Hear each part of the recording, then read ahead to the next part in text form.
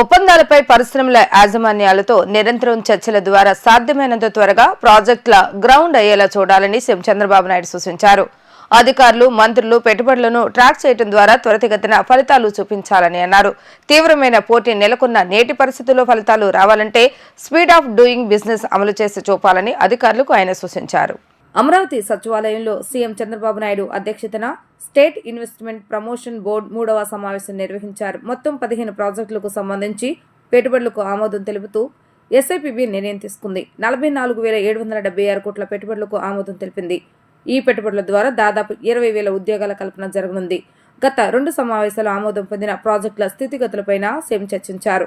3 నెలల్లో అర్సిలర్ Mittal steel, BPCL ప్రాజెక్టులకు శంకుస్థాపన జరగనుంది. అల్లూరి జిల్లాలో 14,328 కోట్ల పెట్టుబడితో నవయుగ ఇంజనీరింగ్ లిమిటెడ్ ఏర్పాటు చేయనున్న 2,300 మెగావాట్ల విద్యుత్ ప్రాజెక్టుకు ఎస్ఐపిబి ఆమోదముద్ర వేసింది. అన్నమయ్య జిల్లాలో 10,300 కోట్లతో మేఘా సంస్థ పంపుడు స్టోరేజ్ ప్రాజెక్టు ఏర్పాటుకు ప్రతిపాదించింది.